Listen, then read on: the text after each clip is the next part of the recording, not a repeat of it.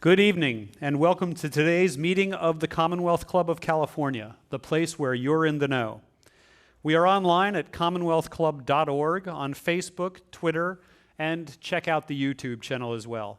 I'm Quentin Hardy, head of editorial at Google Cloud, and your moderator for today's program.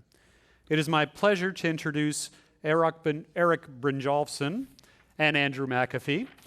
Eric and Andrew are the co-founders of MIT's initiative on the digital economy. Their research helps new businesses thrive in an era of digital transformation. Eric is also Schussel Family Professor at MIT Sloan School and Chairman of the MIT Sloan Management Review. Andrew McAfee is a Principal Research Scientist at MIT and has published numerous articles on artificial intelligence, big data, and technology's role in business. The two men have now published 3 books together. Their new book is called Machine, Platform, and Crowd: Harnessing the Digital Revolution.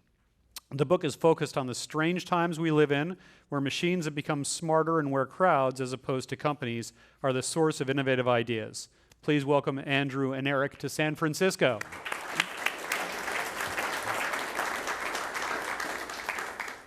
I might add, at the start of your book tour. Yes. Yeah. Congratulations. Yep. So, The book is not officially released until So next please don't read it until next Tuesday, right? Don't even look at the cover. Everything very closely. we say is top secret. yeah, you're here in the know Only first, joking. folks. This is great. So, just to tee this up, I think something very unusual and special has happened in the last 10 or so years.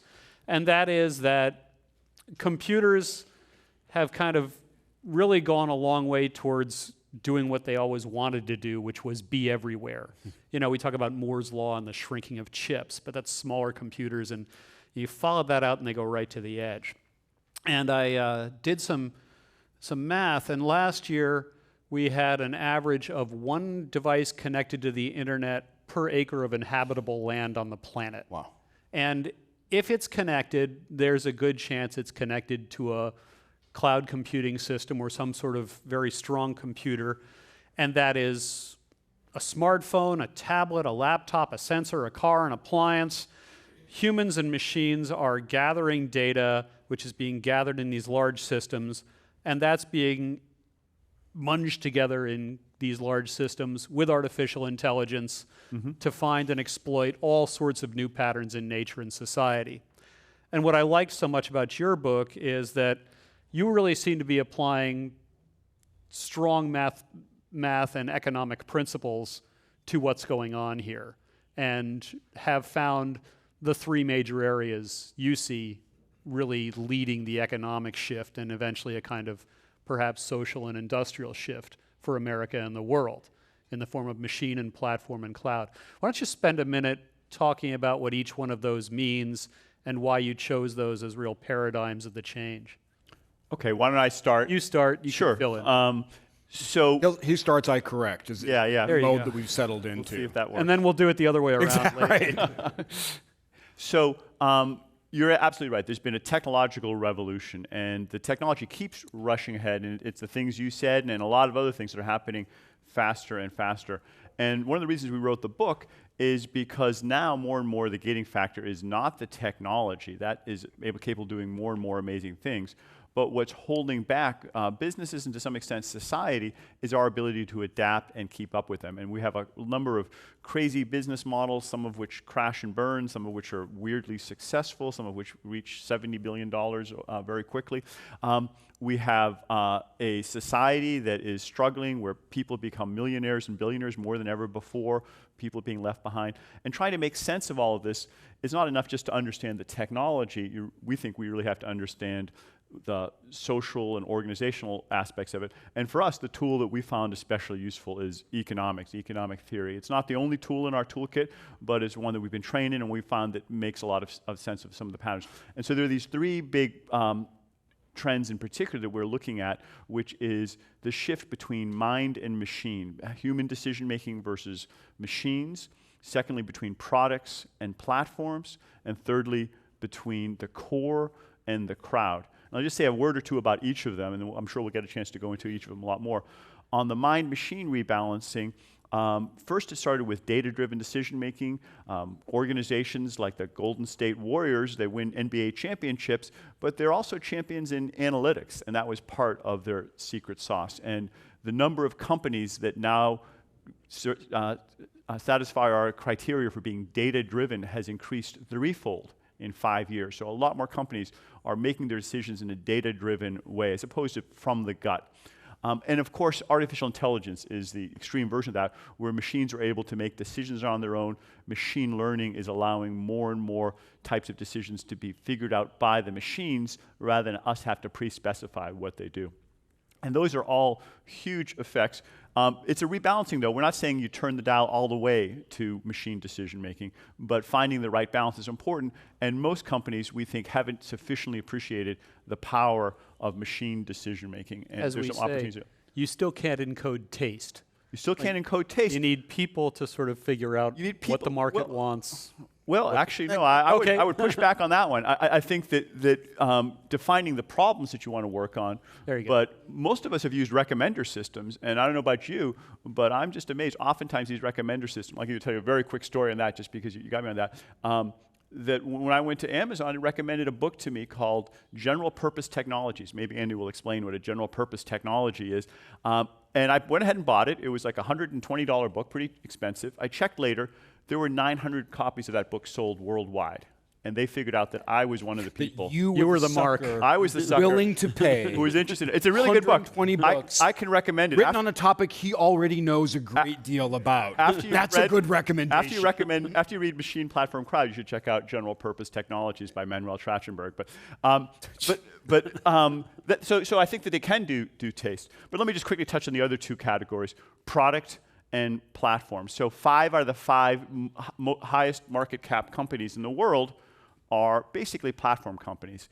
Apple, Alphabet, Google, Amazon, Microsoft, and Facebook. They've created ecosystems of complementary goods and companies that feed into their platform, and that's a big part of why they've become so successful. But as we describe in the book, these platform economics apply all throughout the economy. There's lots of small and medium-sized companies you haven't heard of before, some of them you may be using, that are also platform companies and often quite successful. And last but not least, there's a shift from the core to the crowd. And what we mean by that is being able to tap into all the brains out there in society that are smarter than the ones you have in your own organization, because most smart people work outside your organization. And for the first time in history, we have a global, digital, connected internet that connects the majority of the world's brains and allows them not only to learn from each other, but to add information to that collective wisdom. So these 3 trends are all not just a revolution, we call it a triple revolution. And if you can understand the underlying dynamics of those, I think a lot of the seeming chaos in the business world starts becoming a lot more sensible. Well, Andy, in some ways what y'all seem to be describing is this ability to connect and find things much, much easier and at a lower cost, and to distribute things much, much easier. And then having this cheap computation that allows you to mediate and send things out a lot faster. Is this a linear change? Has this been going on a long time, or was there an abrupt break somewhere? And if so, what does that mean to you? Is this a real revolution? Both, right? Okay. Computing power just keeps getting more powerful at a weirdly predictable rate. Innovators keep doing their stuff, so those are long-term trends. But Quentin, you and I have discussed, and Eric and I have both gotten a lot out of your work and your writings over the years. And you and I have talked about how kind of a decade ago, a couple really important things happened. AWS, the first real cloud provider, came into existence. And then 2007, it's really hard to imagine life before smartphones. The smartphone is about a decade old. The iPhone came out in about 2007. So we've spent a decade in this world where computing devices start getting numbered in the billions, and they're with us all the time, and they're always on, and they're always capable. And there's this thing called the cloud in the background that we all kind of interface with and that innovators can tap into whenever they need to. That puts us, we feel like that puts us in a pretty different regime of technology than we've ever been in before. And Eric and I feel like we're still exploring what that regime looks like. We have not mined all the interesting stuff out of it at all. But a decent way to think about how to go about exploring this crazy new world is to think in terms of machines, platforms, and crowds. Oh, I think we have been swept up in it so much, we almost lose how much it is changing our psychology in some ways. I had a class at Berkeley, and I had the students turn off their phones and shut their laptops. Mm-hmm. And I asked them, well, about 20 minutes later, I asked... till the shakes kick. Right. About 20 minutes later, I said, so who's nervous? Who feels a little jumpy right now? And about half of them raised their hand, and I said, you got to understand, that's an emotion nobody had until 10 years ago. Yeah. That's just like a novel feeling in the world that rose up in us with an incredible accelerated rate. And while I had the 20 minutes of their attention, I said, if a village in Peru were to disappear in a mudslide, and you didn't hear about it for 5 days, would that be weird? And pretty much everybody, and these guys are about 24 years old, said, oh, that'd be really strange. I said, you got to understand, Right. Villages disappeared all the time that's back history. in the old days. And you didn't have this kind of conceptual awareness of it all the time. You weren't having all the world's tragedies put in front of you. Yeah. And about the same number of victories and triumphs put in front of you, so that the relative level of anxiety is amped up so much. I say all this because on page 330, you guys ask a really good question. You save it for the last couple took that long. pages. You ask other ones too, but you say, what will tech do to us? Mm-hmm. And that really is the big underlying question. You build the argument and then you ask the big one. Mm-hmm. What do you think this is going to do to us? Well, Eric and I are both pretty optimistic overall. The first order effect of tech progress is to make us wealthier overall. And I find it really important not to lose sight of that. There's a wonderful website that I go to when I want to feel good about the world called Our World in Data. Does anybody know this thing? This is one of the great geeky websites. It's this extremely objective, really authoritatively sourced series of data about the human condition over long periods of time and about the state of the natural world over as long as we've got the data. And the story that it tells is an overwhelmingly happy story. And in particular, if you look at recent decades compared to hundreds of years before, the rates of improvement of stuff that we care a lot about, people not living in dire poverty, people having longer, healthier lives, economic and environmental indicators getting better, they're getting better, and they've been getting better quickly in the past couple decades.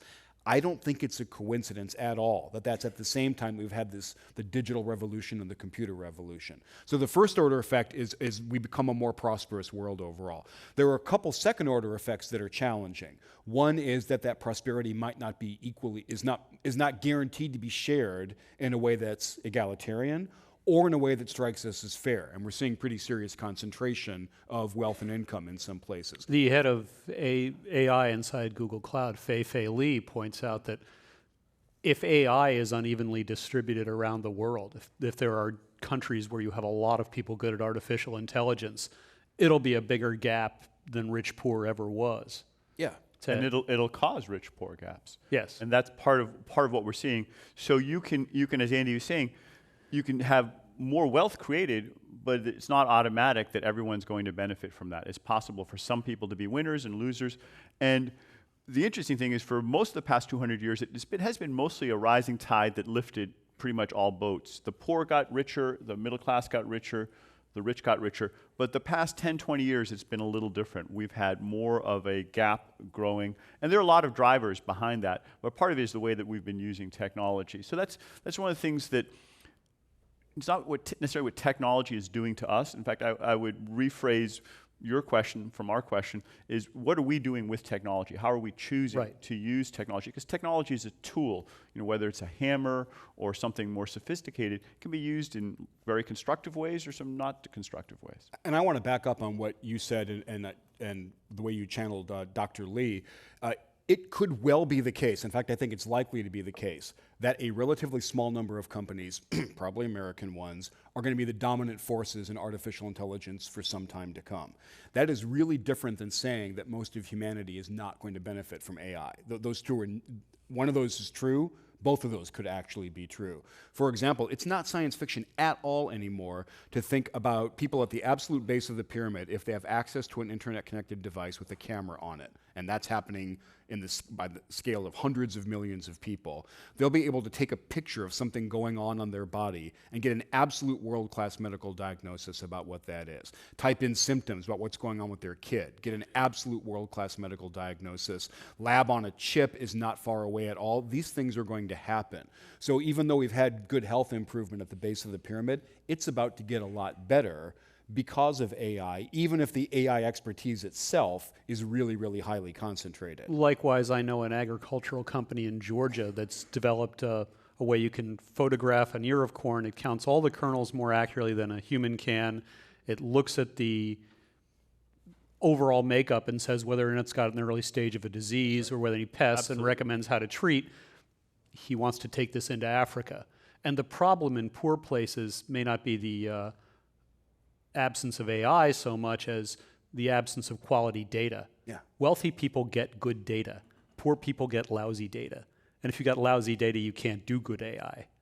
But one of the things that we talk about is these underlying drivers. And digitization makes things very low cost, free even, instantly copyable, and perfectly copyable. And free, instant, and perfect are three adjectives that we didn't use to describe goods and services previously made of atoms or that people did.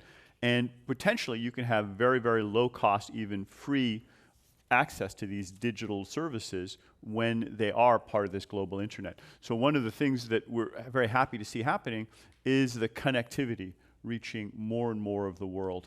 A majority, billions of people are now connected, and if they have access to a phone like Andy was describing, then they potentially can be connected to a low or zero cost digital doctor. So there's room to have a lot of people have access to digital goods in a way that you couldn't have had access to physical goods. And I try not to be a Pollyanna, but I am completely unconcerned that we're going to be able to feed the world's growing population over the course of the 21st century, because for exactly the reason that you just described. We're going to be able to bring a second green revolution based on digital technologies and precision agriculture to every place in the world that farms. It's going to be cost effective to do that.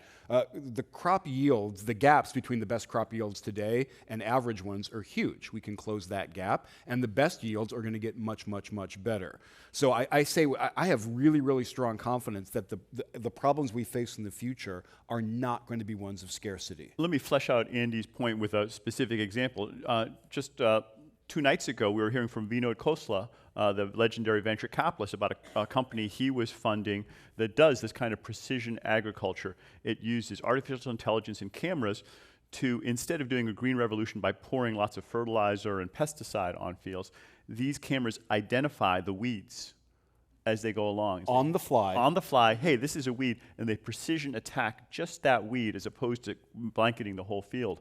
And by doing that, you get a huge improvement in agricultural productivity and efficiency, and it's ultimately a lighter footprint on the planet when you do it that way. Mm-hmm. You structure the book to have questions at the end of each chapter and also exercises for corporate leaders to carry out inside their organization to try to come to terms with these changes. It's too early to judge the success of that, but what companies are adapting well? Not talking about these young disruptors in the valley, but established ones. How are they thinking about this? What are they investing in? What are they looking at? The main thing that we've observed is it's kind of the portion of senior management energy that they're willing to devote to these issues and these topics that I think is going to be really really determine how successful they are. The kinds of change that Eric and I talk about in the book, these are not easy. Rethinking the work you give to minds versus machines is hard. We do not want to let go of the work that the minds are currently doing. Most of us grew up in a product-centric view of the world. Thinking in terms of platforms is weird. It involves very different economics. And the idea that these hundreds of millions of random weirdos might be able to do better than you at your toughest problems, you can tap into the crowd, that's really unsettling. So this is a tough organizational transition, and I don't think it's going to be successful in companies without a lot of sustained energy from the top. But there's lots of companies of all different sizes doing this. I mean, you've all heard about the big platform successes, but in the book we just talk about some smaller ones. How many people here are familiar with a company called ClassPass? Anybody use that? Some few people. So this is the yuppies in the room have just identified the especially fit people raise their hands. And that's because what ClassPass does is it gives you access to fitness studios or yoga classes that across a whole set of different organizations, and you can even take it to different cities.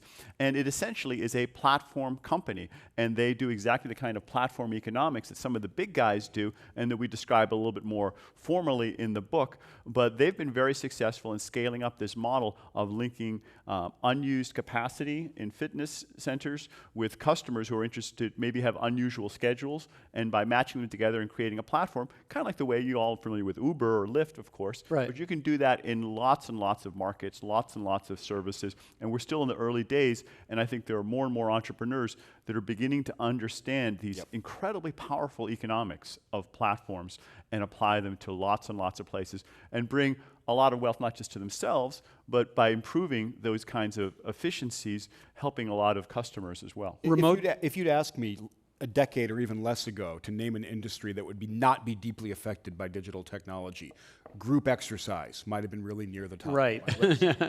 It turns out that's actually dead flat wrong. It's being really transformed by this thin platform layer on top of it. And the reason we love ClassPass so much is because what they do a couple things that are super clever. They go to different exercise studios and they say, look, you've got unused space in your class. In the language of service management, that's inventory that's just going to perish and you're going to make no money for it. Give those spaces to us. And then the gym owner says something like, why should I trust you to get the right amount of spaces? And ClassPass can say, don't trust us. It's on your phone. Run a simple, very, very low-cost experiment for a couple weeks. If you don't like how it goes, forget about it. That's another part of the philosophy is moving to A/B testing these kinds of experiments. And they're not the only ones. In fact, this is one place where I think arguably the United States is not ahead. We hear about all these startups, but you go to China and there's something called the O2O revolution. Just do a little check. How many people heard of O2O? A few people. So O2O stands for online to offline.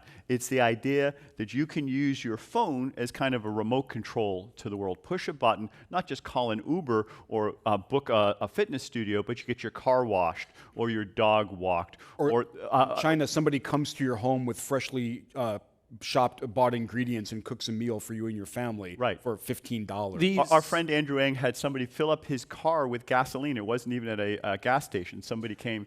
With gas. With gas, yes. It's the regulatory environment in China is a little more lax. That may have something to do with it, too. I thought this week's purchase of Walmart or Whole Foods by Amazon was just further evidence that online and offline are disappearing terms. They're merging terms. We won't even know what they mean. They're like, future. And this is the big revolution: is all these digital breakthroughs that we are so used to happening with the Facebooks, the Instagrams of the world. They become even more powerful when they affect the other 95% of the economy that's made of atoms. But the thing about having one of the points we try to make in the book is very that excited. You talk. Stop. What you want is that the same basic economics that help us understand the success of the Facebooks and the Twitters of the world help us understand generally the success of the ClassPasses and the weird O2O companies of the world. Well, let's go to an economics question, because this is obviously a fantastic way to manage resources. You really, really maximize the use of resources by virtualizing them and allowing the consumers to come at them as they may. The most number of gym places are taken. Yeah. Airbnb virtualizes a network of hotels. Uber combines mobility and cloud and AI and virtualizes cars into a fleet of taxis that come and go as needed. Right.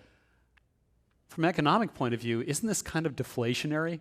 Isn't this sort of a shock to the system? It's a good kind of deflationary. So, deflationary economics is often associated with recessions and a fall in demand.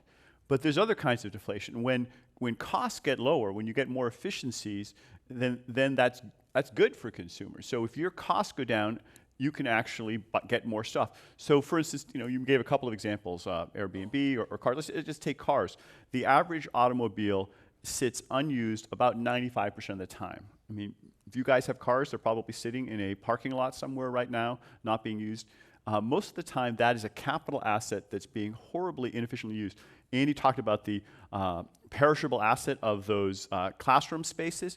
Well, cars, similarly, if you're not really using them, if you have an on-demand economy where those cars are being used as a service as opposed to owned by individuals, you can maybe get it to 50% utilization instead of 5%. That's a 10x improvement. That means effectively your capital cost, the cost of your car, is 1/10 what it was before.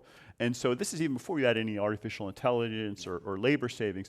But you can do that in sector and sector through the economy, and that means that we can live lighter on the planet and we can get more value for our dollar. One of the weird results of writing this book is that I go home at night and see my car in my driveway, and it pisses me off.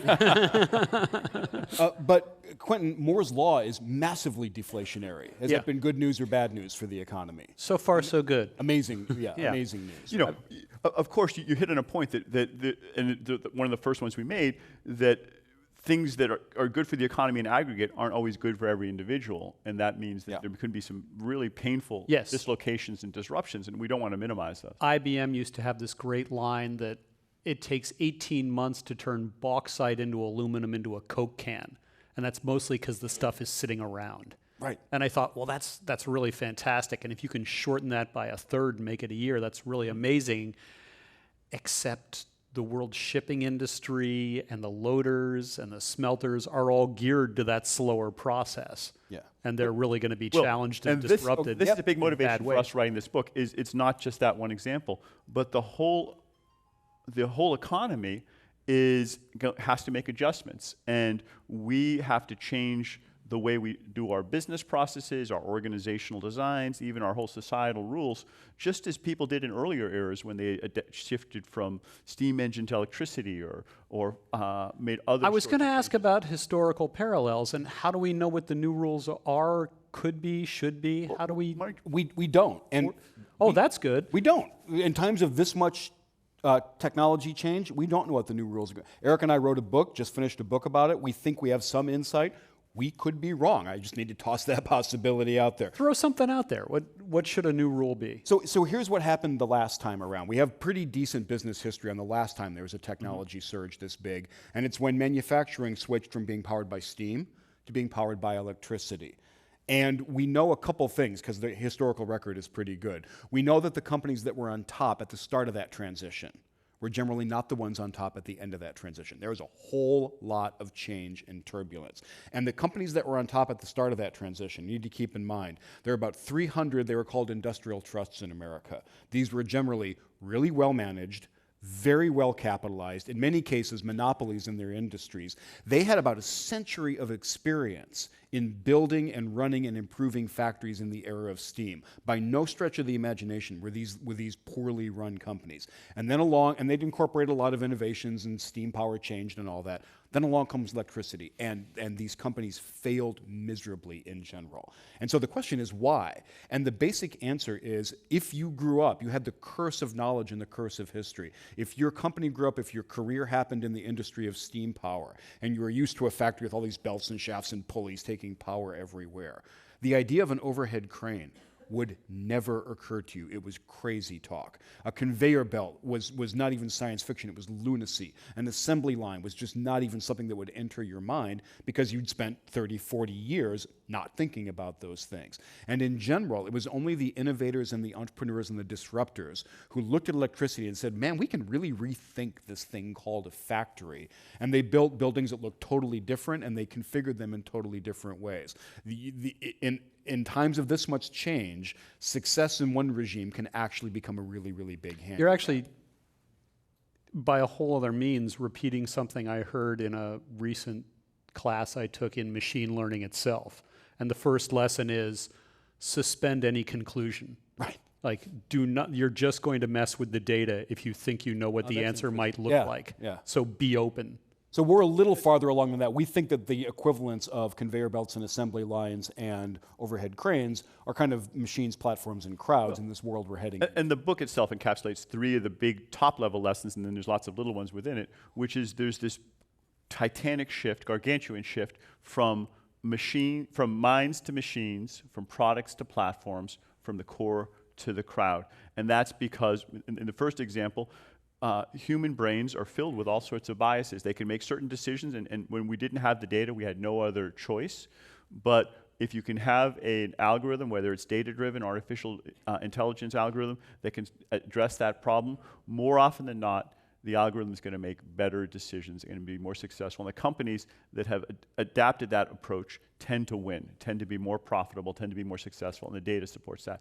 You can move from products to platforms. That doesn't just mean willy-nilly giving away your products for free, but it means that if you understand the underlying platform dynamics, you understand the economics of complements, you understand the economics of networks, you understand even more subtly the economics of two-sided networks that we describe in there. Then you can see that there are times when you want to invest in building a network by giving stuff away for free, and when you get to critical mass, you're in a position to harvest it. And likewise, moving from core to crowd, if you can tap into that set of people out there that have those smart brains that are outside of your organization, you can perhaps sequence the DNA of a white blood cell in 1/10 or 1/100th the time that your own internal experts had figured out how to do it. So we give examples how each of those have worked, and the companies that are making that transition are the ones that are coming out on top, and it becomes less of a mystery why you're getting these billion-dollar startups, why you're getting big companies that are crumbling. Of those 3 transitions that Eric just described, my guess is that a lot of us are least comfortable with the idea that we suck compared to machines. It's a really uncomfortable conclusion.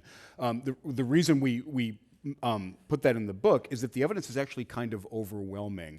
Our brains are amazing, but they're buggy and they're glitchy, and those glitches get in the way of making consistently good decisions. To back that point up, we cite a lot of the research in human decision making.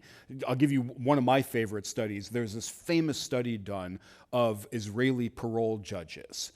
And parole decisions are really important for the individuals involved. They're societally really, really consequential. Are we letting the right people back out on the street? So these guys looked at the pattern of getting parole or not getting parole across a number of Israeli parole judges. And what they found, it still blows me away. And people banged on this result really hard, and it actually holds up.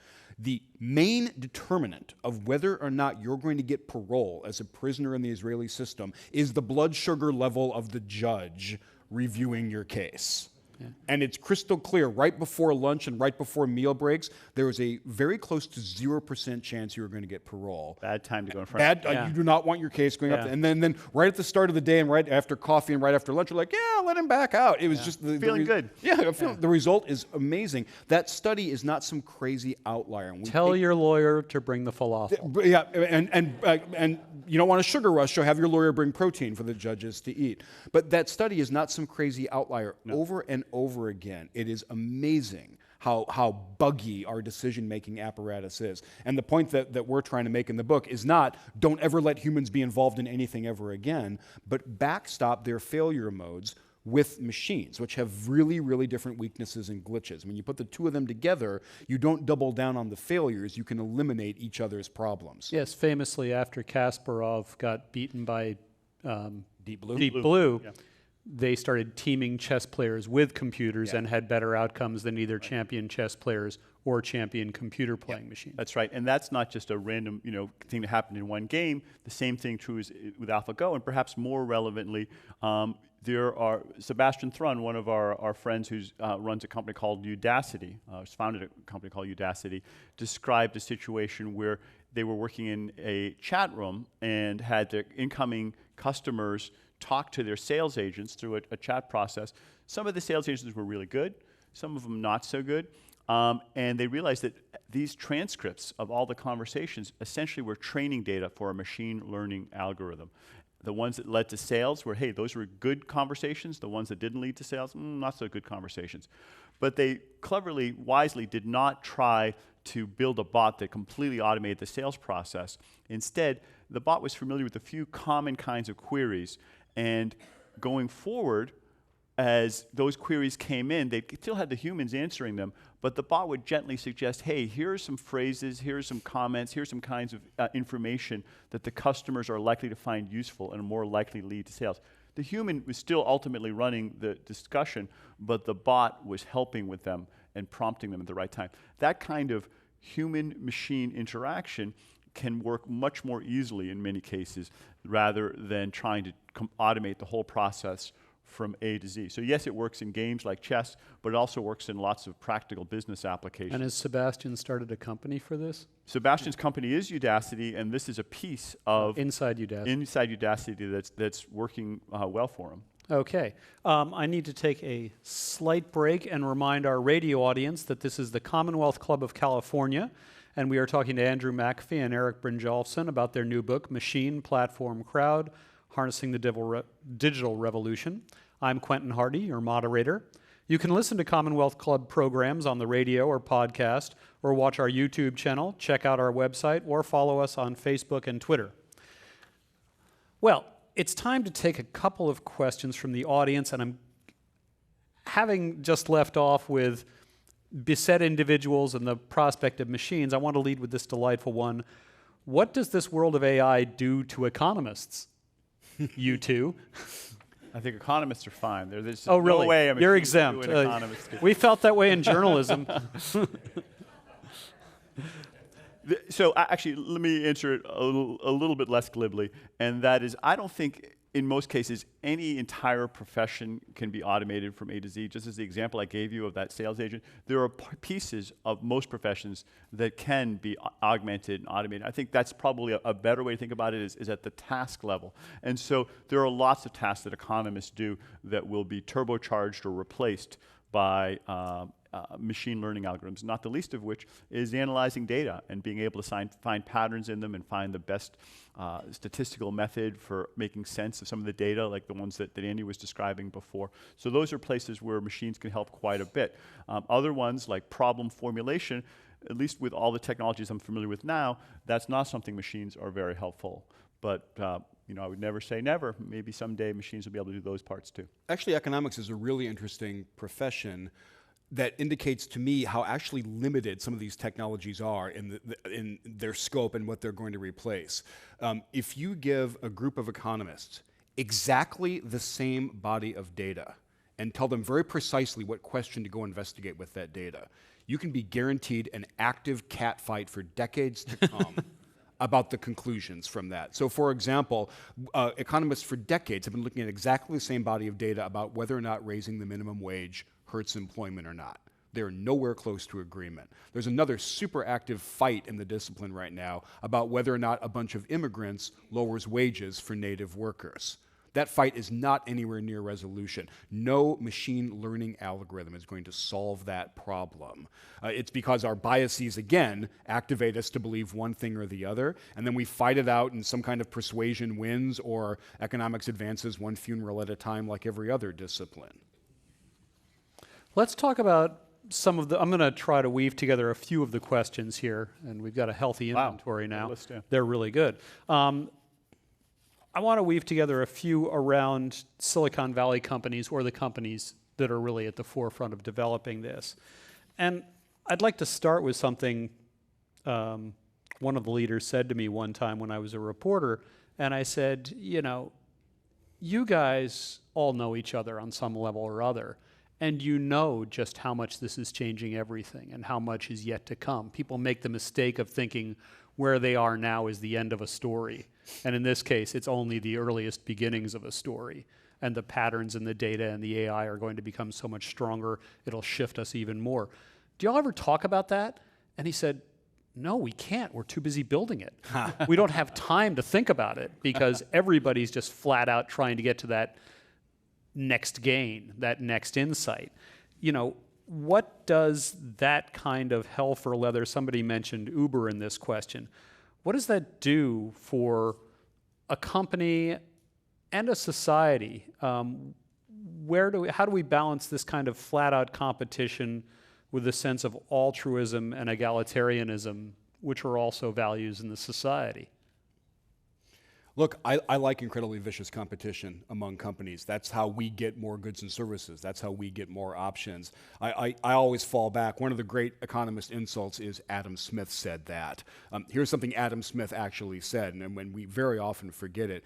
And Eric, I'm going to butcher the quote, but it is not from the goodwill of the butcher or the baker that we get our food. He added brewer. Like we shouldn't forget The brewer. and beer. Yeah. But he also said that the invisible hand of the market would be checked by man's desire for esteem from other men. And that this need for social approval we see would a lot of that compel in you. Silicon Valley too. But so I want really vicious competition among incredibly well-managed, bloodthirsty companies because that's how we get good stuff. I have a somewhat different experience of the Silicon Valley leaders that we've had the chance to hang around with. And maybe it's because when they come to hang out in, alleged august gatherings, they're not running their company minute by minute. I find that most of them are deeply engaged with issues around income stagnation and the hollowing out of the middle class. And I think they have a pretty keen sense of what's going on and are thoughtful about what their responsibilities might be. Oh, I think those are almost two different buckets. They realize this is going on. They're too busy building the thing that's causing it. Well, one of the things, so Andy and I co-founded the Initiative on the Digital Economy, as you mentioned. And so what the Initiative on the Digital Economy is doing is looking at these big societal changes. And there's a bunch of MIT faculty and students and others in there. But we have an advisory board, and most of those people on that advisory board are some of those titans of industry that you're describing.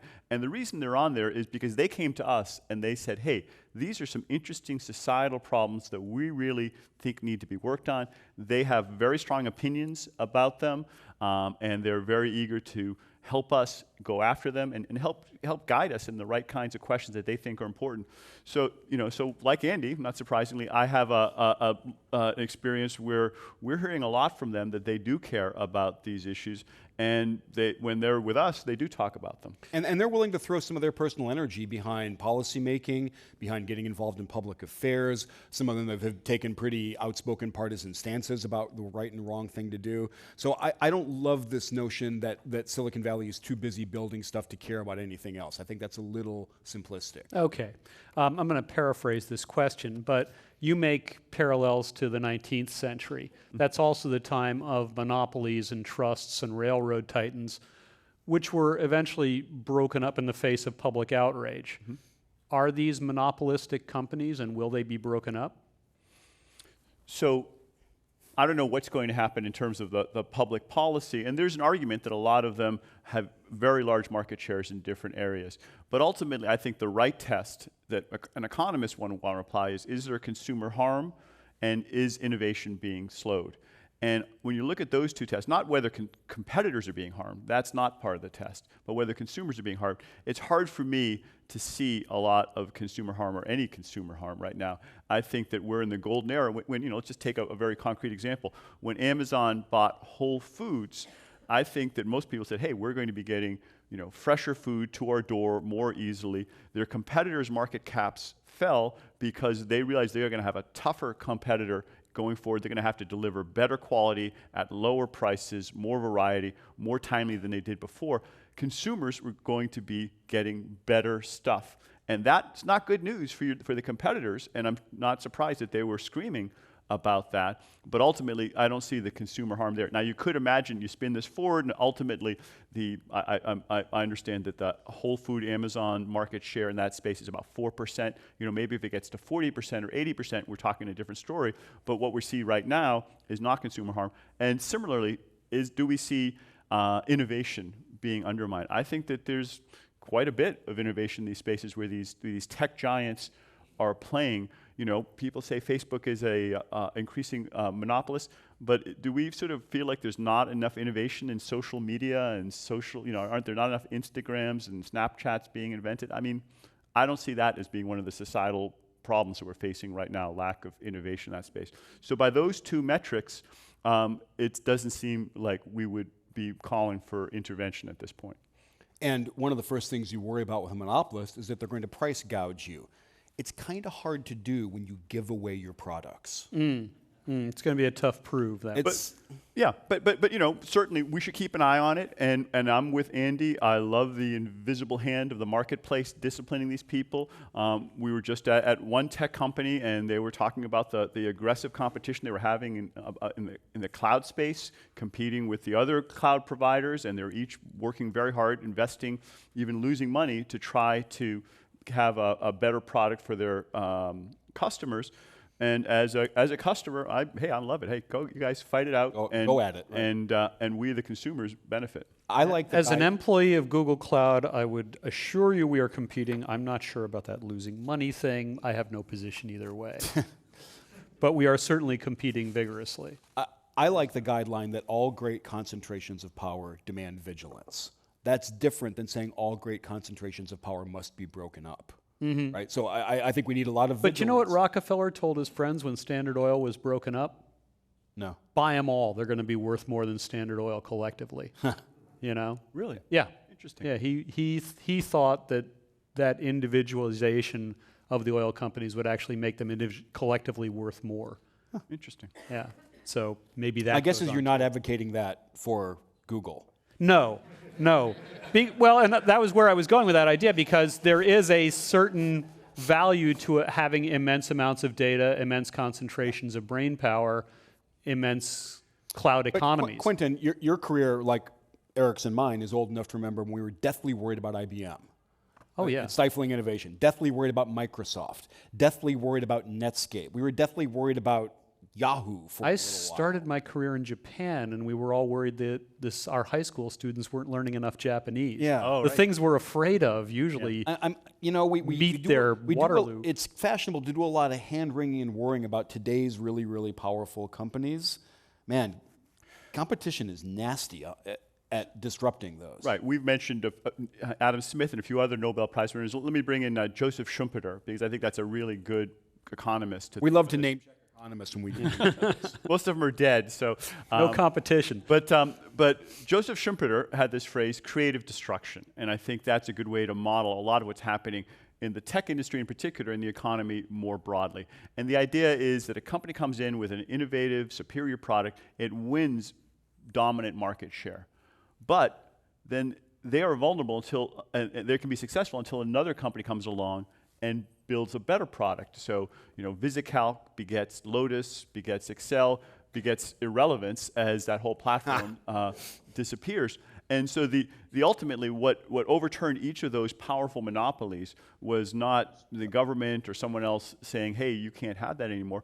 It was that the technology was constantly evolving. There was innovation, one on top of the other. And we would like to see that kind of constant, aggressive competition, one after the other, each trying to one-up the other one. Yeah. And if that stops happening, then I'd say, hey, maybe we need to take a second look at it. But per se, having big market share doesn't mean that you need to be broken up or anything, as long as you are vulnerable to other people being able to move Can you ahead. be got at? Yeah, and you know, Microsoft was one of those companies that also faced antitrust, and it wasn't so much that someone came in and built a really powerful competitor to Windows. It was that the whole platform changed, and now you know the operating system on the mobile phone is more important than the one on the desktop, and that's where the big profits are being made.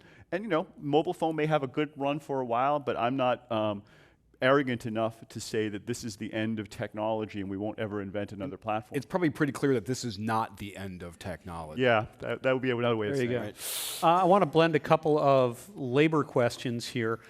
In this act of pooling so much behavior and so much labor, but then offering it up again for free, are the workers in the system gypped, and are we heading into new issues in privacy and intellectual property protection? Largely not, right? So let's think about what the workers at Facebook are. The workers at Facebook, in my view, are the employees of the company who are getting paid a pretty good salary overall. There's this notion that we hear once in a while that that all of us are working for Facebook somehow, and that we're being exploited somehow by this social media platform. I just think that makes us sound like idiots, like we're completely unaware of what's going on. And I reject that notion of what all of us are doing on Facebook. What I think we're doing on Facebook is taking advantage of this amazing opportunity to share stuff with people who we want to be in contact with, and in exchange, we get shown a few ads. That sounds like the opposite of nefarious or underhanded to me. That sounds actually very straightforward, and like 1.9 billion other people, I will take that deal. So either Facebook has finally figured out how to literally fool all of the people all of the time, or it's a little bit overblown, this notion that if you're not paying for the product, you are the product. I think that's really, it's a great slogan. It happens to be misleading and wrong. Okay. What is your response to Robert Gordon's book, The Rise and Fall of American Growth? Are they basically, is tech and innovation making much of a difference in productivity? So I love that book. Bob Gordon is a near, dear friend of ours. I have dinner with him all the time at his house, at my place. Here it comes. But, right, there's a but coming. Here it comes. So the first 90% of the book is brilliant. Awesome. And that's what people don't pay nearly enough attention to, which is a description of what happened in economic history.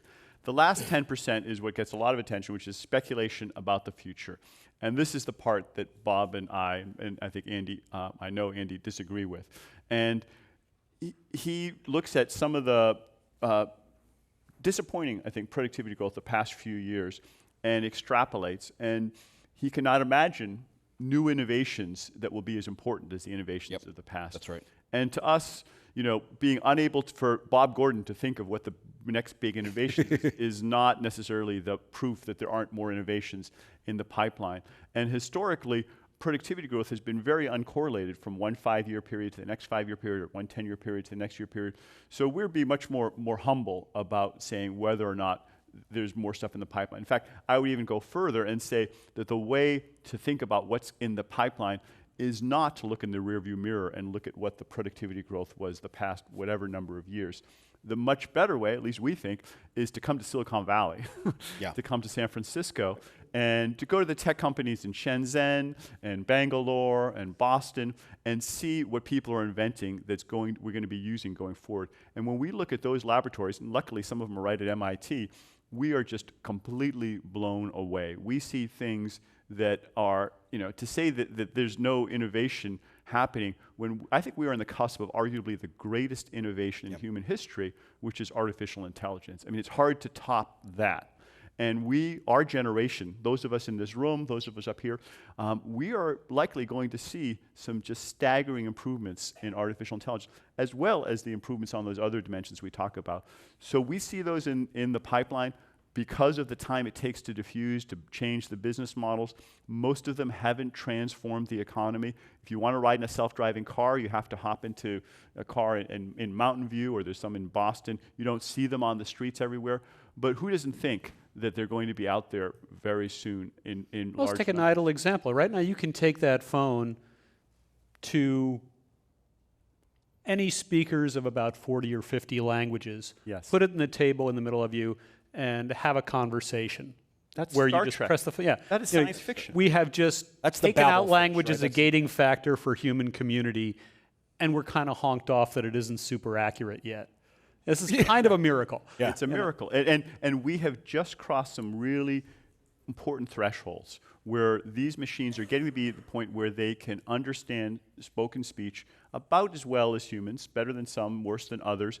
They can recognize images on big databases and describe what's in the image about as well as humans. They've crossed that threshold, going from about 30% error rate to less than 5%. And once you get better than humans, it's not just a difference in degree, it's a difference in kind. Because if you're an entrepreneur or a manager and you've got two ways of solving a problem and one of them is better than the other, which one are you going to choose? You get a shift. Just like when you raise the temperature of water past the boiling point, it's not just one more degree, it's a fundamental transition. And I think we're at that point for a number of capabilities. And I think that people like Bob Gordon and others, when they look in the rearview mirror, they haven't seen it happen yet. But I think that's not the right way to think about this. So let's take those two ideas about good AI using good data and then suspect data or bad data and take it into the next idea, which is, what does the government do?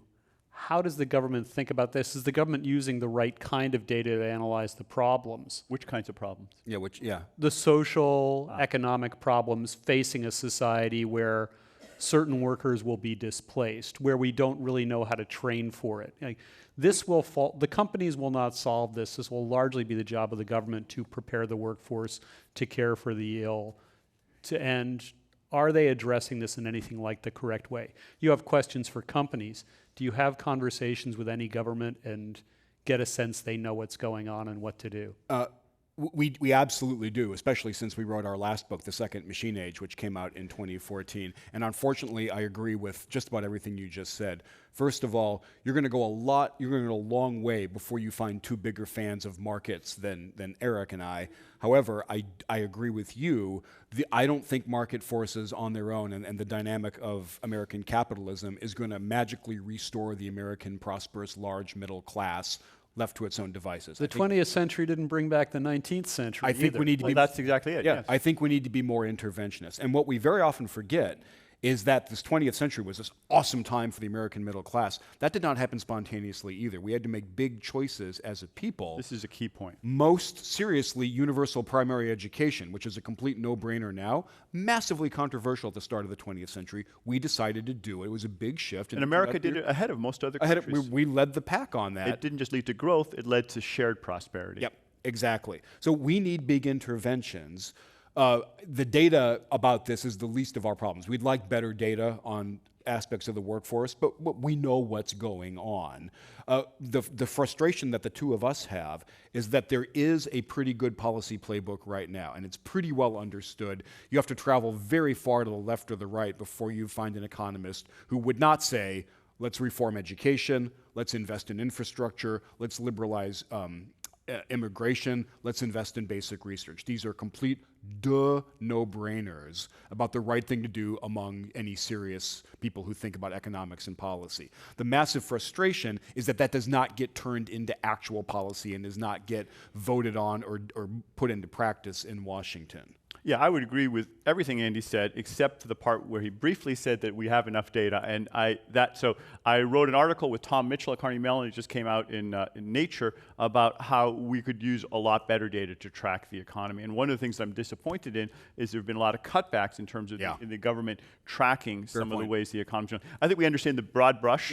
Things that Andy's describing, but we're in many ways we're flying blind, and as the economy changes more rapidly, we need to be able to better sense and respond. The most successful Silicon Valley companies are not companies that just sort of plow ahead regardless. They are constantly evaluating their environment. They're constantly doing testing, and I wish the government would be equally nimble, equally responsive to what's happening in the environment, be willing to do some policy experiments. And that's something we could be doing, and I'd like to see, that would be step one, is make it clearer exactly where the problems are and how we could potentially improve them or make things worse. You know, one of the things I find very interesting about the Silicon Valley is that there's a cultural pitch where, to a larger extent than almost anywhere else, being wrong is not a horrible thing. Right. There's a certain... It's a mindset. Well, but these are very elite people for whom, you know, being wrong has been a process of learning. When you're... Jaron Lanier said to me once, I love being wrong because it means I'm about to learn something new. You know, my old idea wasn't right. My new idea is coming. I think but he got a lot of positive feedback for that. Yeah, but in politics, if you're wrong, it's lethal. I totally agree, and I think you all take for granted how weird and wonderful this situation that you have here is. When I hang out with my Silicon Valley friends, the majority of them have been through a failed startup. It could not matter less to them. It could not matter less to their careers. Quentin, like you say, that is not the situation in Washington, and it's not the situation most of the country, and absolutely most of the world. And when you have a rapidly changing environment, it just doesn't work to develop a 5-year plan and stick to it through hell or high water. you have to be able to adapt, not just sense and respond, but to do those experiments. The kinds of A/B tests that you learn from is the bread and butter of the rapid experimentation. And for that matter, having an entrepreneurial economy is like a giant experiment that where you're running thousands, millions of parallel experiments about which business models, which ways of serving customers work better or worse. Government and a lot of big companies aren't comfortable with that kind of a mindset, and that, I think, is one of the reasons that we don't see organizations and business processes changing as rapidly as technology. You know, but it is the case that we live in this age of rapid acceleration and great wealth for some. And this is true institutionally too. Your university is relatively better off than most universities in the country at this point. Google and 4 other companies lead the markets in their value and have led this boom in stocks. Right. And there is a certain alienation from the norm. We raised this before, but touch on ideas like universal basic income or other kinds of resets that we might try or compensations we might try as a result of the acceleration of these problems. Yeah, instead of a universal basic income, which is basically just a monthly check from the government, no questions asked, I'll speak for Eric. The two of us are a lot more fond of the idea of an expansion of the earned income tax credit, which is basically a wage subsidy. The reason the distinction is important is that a UBI provides no direct encouragement to get out there and work. And as we've looked around and seen what happens to communities where work goes away and where people just aren't out there in some kind of, like, something that's recognizable as a job, the news is bad. The news is not good at all. Families are not formed, kids are not raised in 2-parent households, crime skyrockets, and we just learned, thanks to research by Ann Case and Angus Deaton a couple years ago, that mortality death rates for white middle-aged Americans are actually going up instead of down, and they're going up for 3 reasons. Chronic liver disease from alcoholism, suicide, and drug overdoses. These are deaths of despair.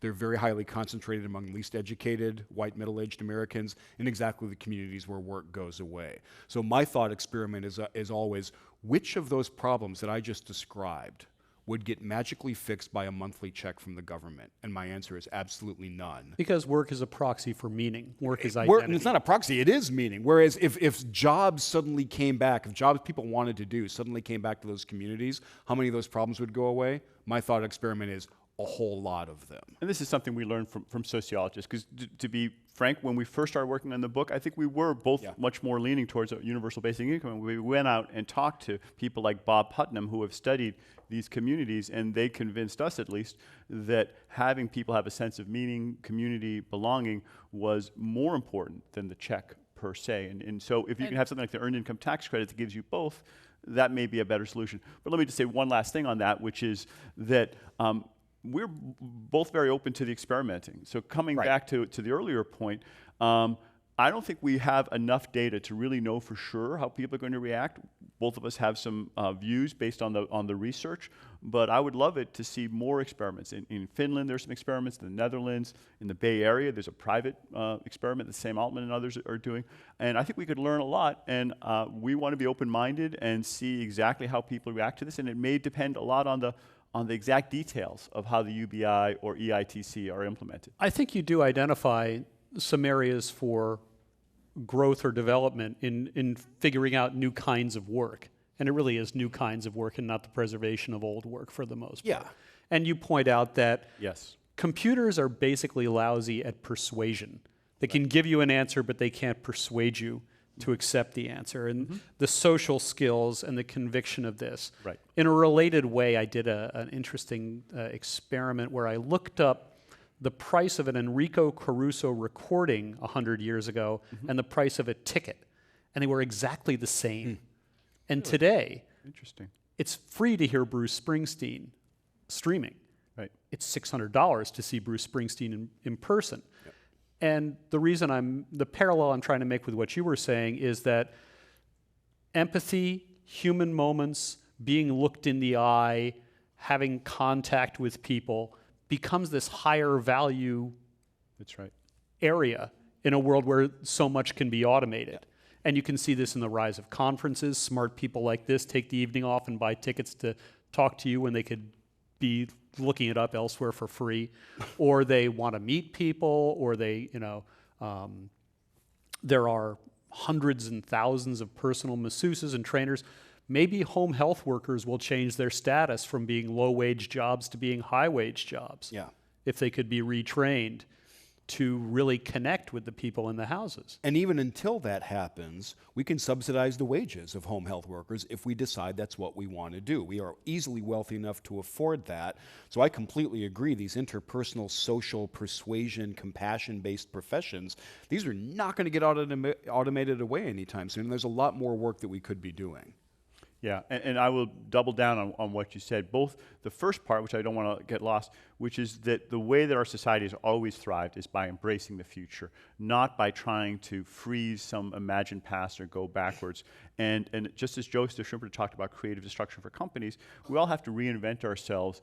Right. And America has thrived by having people who are brave enough to do that. It's not easy, and it's getting harder in many ways, but ultimately we're going to create more wealth, more well-being by figuring out what those new jobs and opportunities are, those new kinds of products and services. Amen. Rather than trying to go backwards. And I think you're right. A lot of them are going to be interpersonal, things that involve high EQ, not just high IQ, the human touch. Those are things that robots, almost by definition, can't do. We're not training those up anytime soon.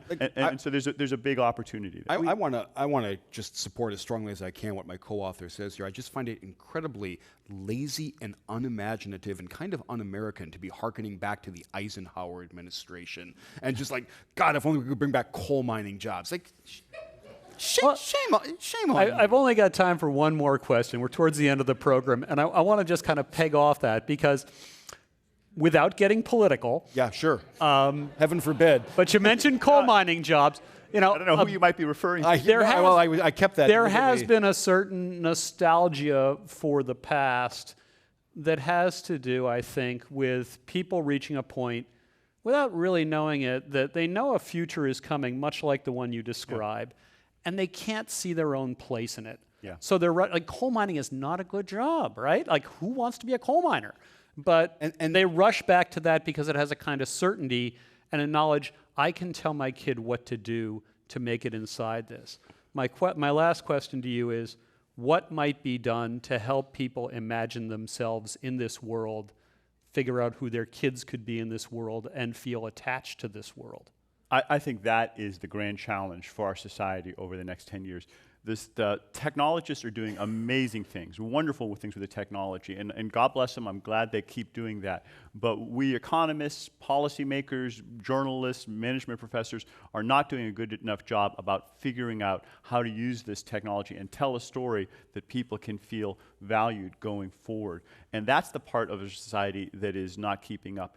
I believe that what made America great was that bravery and a willingness to embrace change going forward. It's easy for me to say, though, because I'm in, face it, a relatively privileged position in society, and we need to work a lot harder for the 50% to 70% of people who aren't sharing in that aren't part of that. And it's not enough to say, well, go out and pull yourselves up by your bootstraps. Right.